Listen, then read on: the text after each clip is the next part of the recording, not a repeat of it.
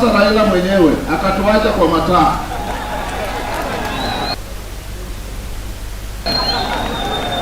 Sasa sisi tumesema siasa ya udanganyifu hatutaki. We want to make sure Wakenya wote wanafanya kazi, kwa sababu kazi ni kazi, wanapata pesa mfukoni, na tunakuwa na usawa, haki na ukweli. Nyinyi ndugu zetu wa Malaba, tunataka kuwaomba tarehe 9 mwezi wa 8, tafadhali mjitokeze mupigie Kenya Kwanza kura ya urais, na wale wote ambao wanataka viti, governor, senator na wengine wote, ili tuunde serikali na nyinyi mko kwa serikali. Sawa sawa? Mko tayari? Tuonane mundu humundu. Tuonane tuanika tuani. Tuanika tuani. Asante sana, Mungu awabariki. Tuko na viongozi wa hapa Teso na hapa Busia. Wacha nianze na Mama Mary Emase, mama wetu kutoka Teso South.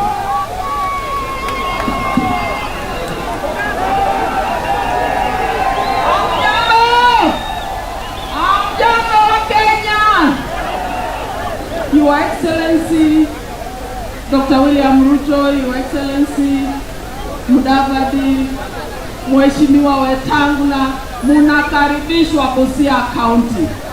Tunawakaribisha hapa Malaba. Mujisikie nyumbani kwa sababu leo muko nyumbani. Kwa hivyo mimi nataka niseme tu mambo mawili.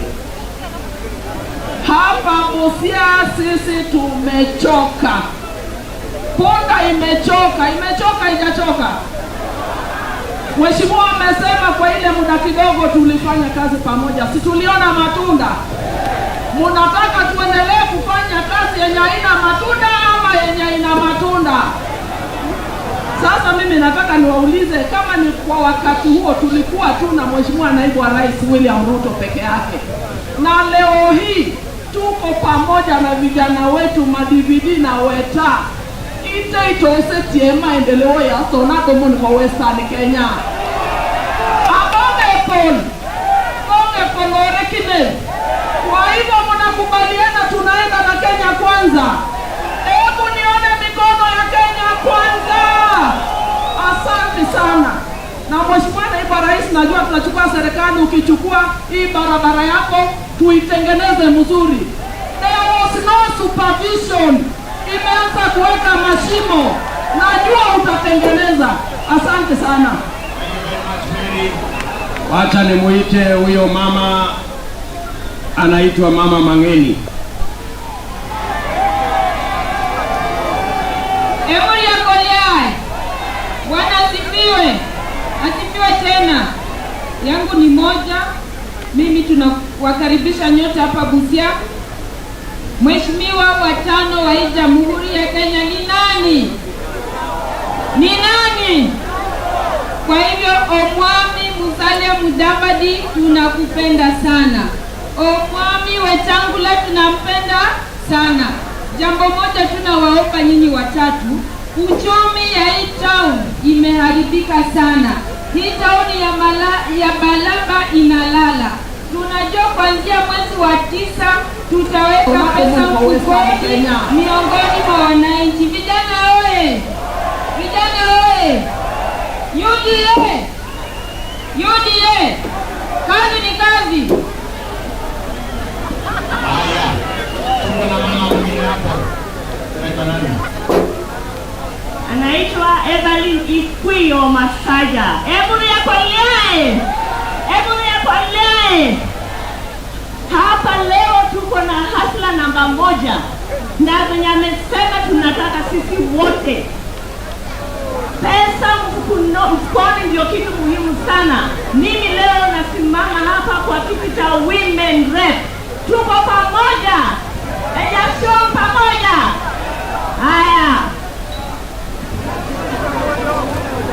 Haya, tuko na mama mwingine hapo. Watu wa Malaba, hebu niapoyae.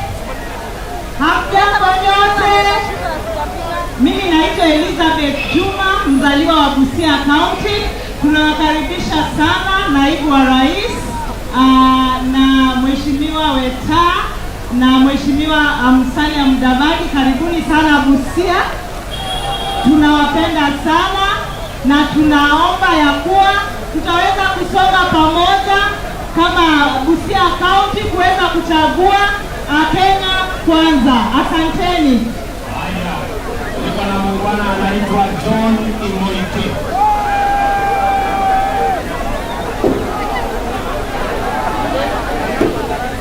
Your Excellency, the Deputy President of the Republic of Kenya, Your Excellency, Your Excellency Moses Wetangula, karibu sana Teso. Wana Malaba, hamjambo? Hamjambo tena? Muko na furaha kukaribisha wageni? Muko na furaha? Unajua, wote niwaambie kitu kimoja. Sisi ambao huwa tunatafuta kura kwenu, huwa tunakuwa na kaujeuri kidogo. Wakati kura inakwisha, tunazamba, tunapotea. Lakini sasa tumejilete hapa ili kwamba tutongoze hii kura, ili chief hasla mwenyewe aingie State House. Mnakubaliana na hiyo? Mnakubaliana na hiyo? Tunataka kuhakikisha ya kwamba ile Kenya Alliance ndio inaunda serikali, alafu pia tuhakikishe ya kwamba MP Teso Dot wa Kenya Alliance. Tumekubaliana wajana?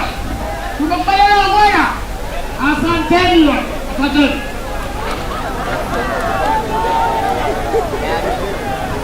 Haya, na mama mwingine hapo asimame asalimiane. Wa Kenya Alliance. Tumekubaliana wajana?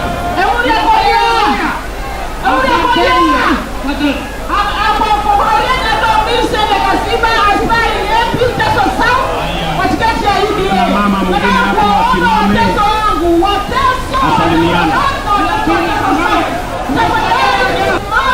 Na William Samoei Ruto daktari na tumiane kufanya udawali na kosa Wetangula. Kama tunataka maendeleo, kama tunataka kupeleka Teso mbele, tafadhali naomba watu wangu na tupee na tuwa mbele sisi wamoja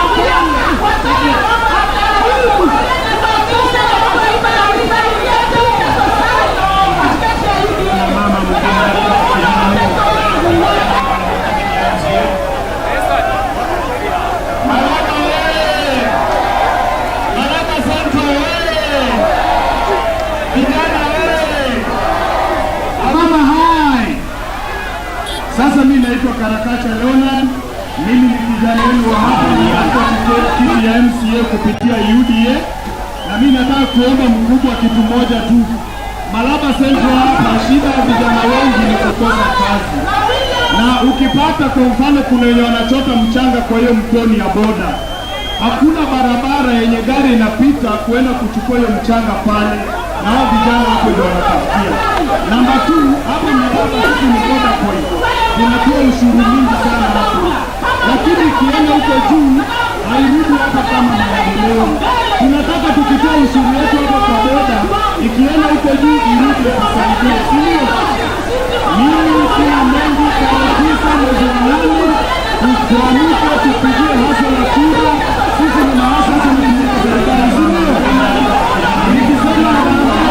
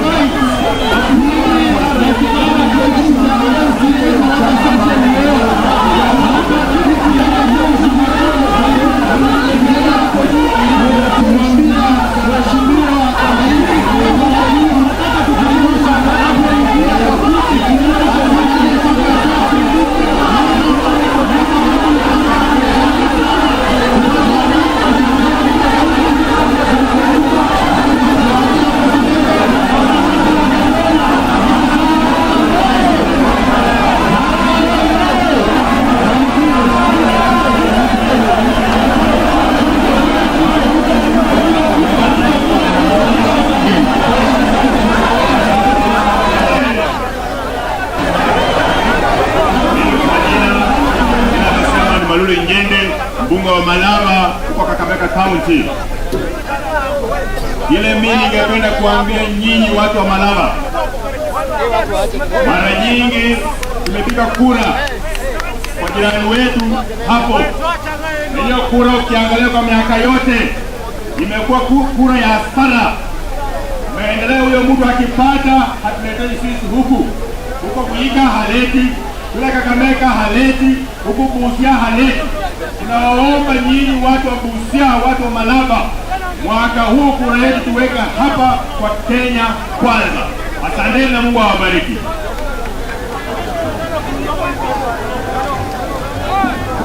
Aya, niko na mjumbe wa Kabuchai, anaitwa Mheshimiwa Kalasinga Majimbo. Mheshimiwa Deputy President, Mheshimiwa Wetangula, Mheshimiwa Musalia, tarehe 9 tukichukua uongozi wa Kenya, nataka muende mung'oe mfumo wa CBC ambao unasumbua wazazi kupeleka watoto shuleni.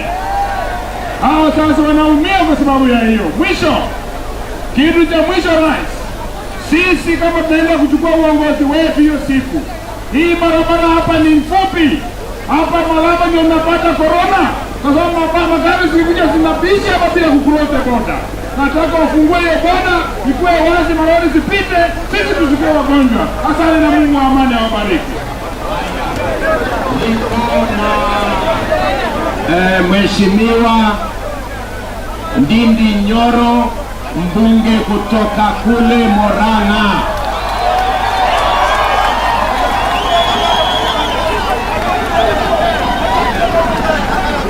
Maramba oye! Maramba oye! Harambee! Harambee! Kenya Kwanza, au sio? Harambee! Kumbe Maramba mmejipanga hivi. Atwayoba mwekuo. Moregoko.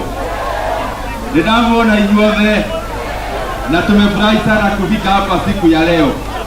Your Excellency, najua hii Malamba ni ya national town kwa sababu Wakenya wote wako hapa, na nimefurahia sana kuja hapa na nikaona Malamba mumeamua na Busia mumeamua ya kwamba rais wetu wa 5 ni William Samoei Ruto, na vile mko ngangari hapa na mko chonjo, hata kule kwetu Kiharo na kule Mlima Kenya yote sisi tumeamua na kura yetu tumepeana na tumeweka kwa dembe na tumepea mmoja wetu hasa mwenzetu mwenye naelewa shida ya Wakenya ambaye ni William Samoei Ruto.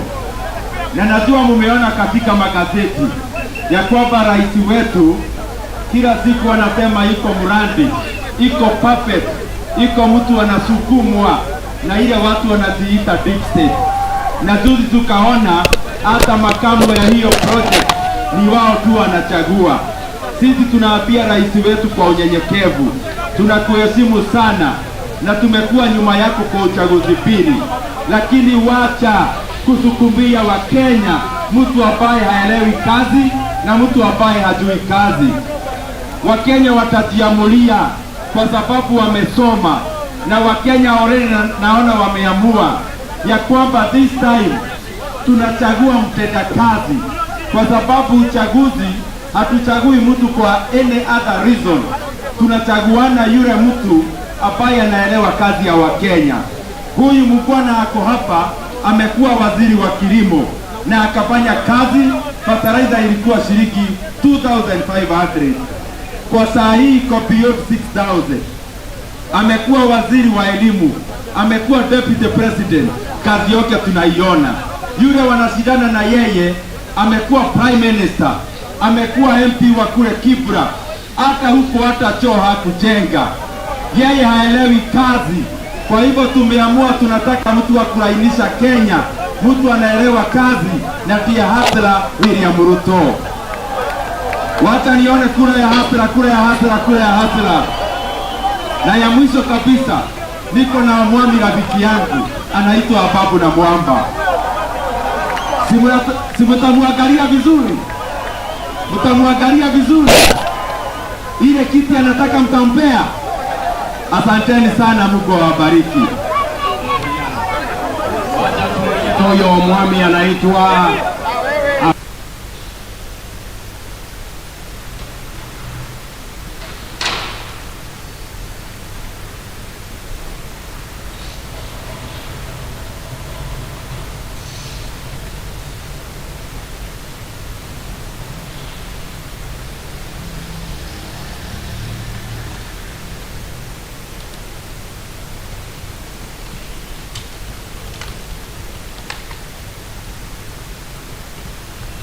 So SJ, a lot of people I'm looking on social media are asking, perhaps you have the knowledge of where President Uhuru Kenyatta and his deputy fell. But where did it happen? What happened? I think one, because I have been on NSSF for a long time. What the deputy president did immediately he became a president, he summoned my executive board. And he said, at the NSSF where you are is where I have interest. We need to use that money to put up buildings, to do what and do business. I came back and we looked at it and we said, without a feasibility study done, workers will lose billions and billions of money. Within a month, he had posted a minister there, you knew minister about Kambi Kazungu. He had promoted a boy I employed myself as a finance officer to become MT. He had reshuffled the board until we had to go to court and so on. So everywhere, I think that rushing of our deputy president in every area. You remember power and lighting, what happened there, those transformers and what have you. Even including poles, normal wooden poles we used to use, they were done away with. So many interference in so many other places. So I think the president might have thought this would be a bad legacy. Everything, or even government, you know, he had a hurry and appetite of enriching himself and also domineering. He wants to outshine his boss. You know, 48 laws of power, if you have read it, how you can be able to cope up with your head of state. He didn't read most of it. So I think I knew from the word go, somewhere else, they will be able to disagree. Because for you to ascend, I remember at one time we wanted the late President Moi, when he was the vice president, to come and do a round for us in Butere. And I was the secretary of the Butere Development Society. And then we went through Martin Shikuku. He said, it's good, let's go. We walked, because Martin Shikuku was assistant minister in the office of the vice president. We went to his office. The president told us, the vice president was Moi at that time. He said, me as a person I have accepted, but there is no way I can come to Butere without having been given permission by my boss. His boss was President Kenyatta. So we waited until he was okay. And you know, because of his relationship with Martin Shikuku at that time, they were all in country, he would have just come. But you see, with William Samoei Ruto, President Uhuru Kenyatta was there for information only. For only information. And if you went to State House, he had his own people there. Even if you want to talk to President Kenyatta on issues of very great importance, within 2 minutes you will see him there. He has been called. So he took President Kenyatta as if it is him who made President Kenyatta. President Kenyatta had his mom and boss at what happened. Very intelligent guy. You see, President Uhuru Kenyatta is not like other presidents we have had. He would have jumped into what is happening. He would have been replying to these people who are abusing him. But he doesn't reply. Until he earns sympathies, until everybody in Kenya is sympathizing with him. So when he talks, he will be listened to.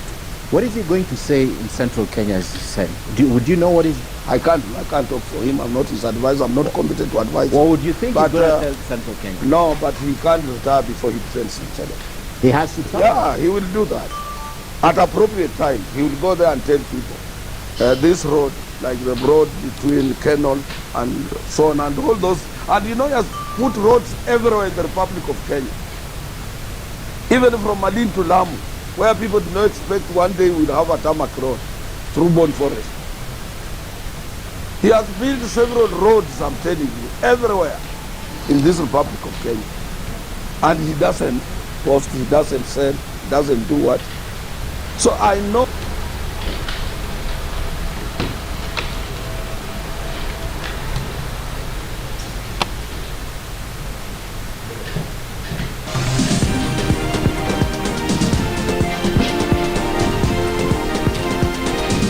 KTN News. Get the whole story.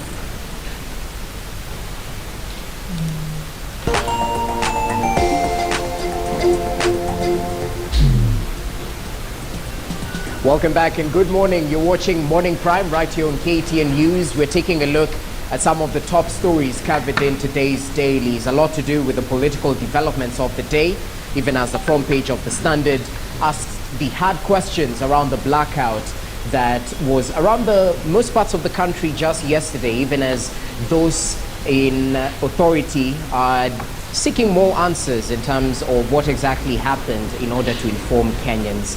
We'll definitely highlight that and much more. But right before the break, we were talking about some of the political strategies used by various camps. And this time around, we're a little bit focused on Raila's campaign, since it's on the front page of the Daily Nation, as his campaign team has marked out various regions, the strongholds, the battlegrounds, and the weak or vulnerable grounds that are in control by rivals. Professor Peter Kagwanja, right before the break, a couple of your comments were contested by Didmas Baraza. Perhaps the right of reply in terms of holding on to the traditional backyard. Is Raila still holding on to that, and is the support of Uhuru a poison chalice from where you sit?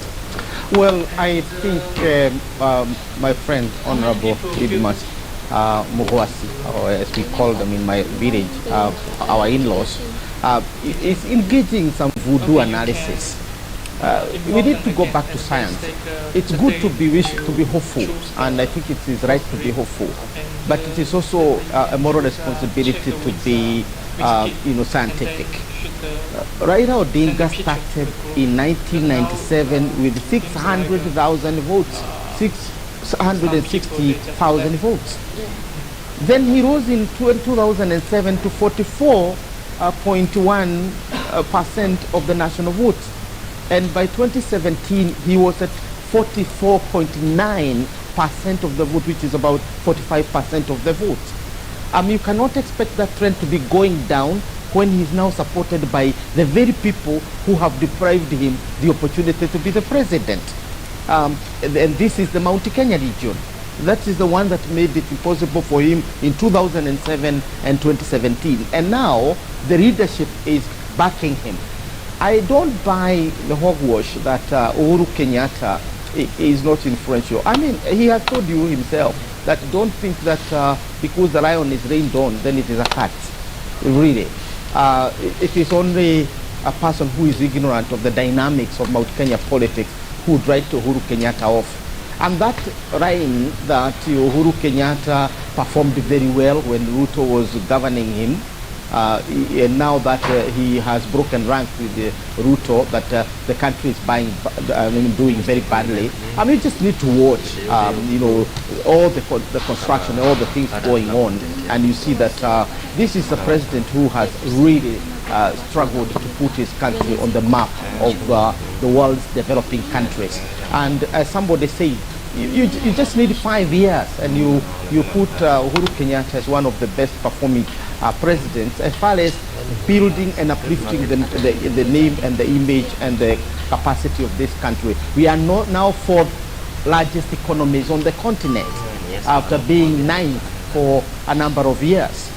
But that is a cumulative effort by the previous president, particularly Kibaki and himself. But to just imagine that he's a burden, or what you are calling the poisoned chalice, to Raila Odinga, then that is basically to bury your head in the sand. The reality is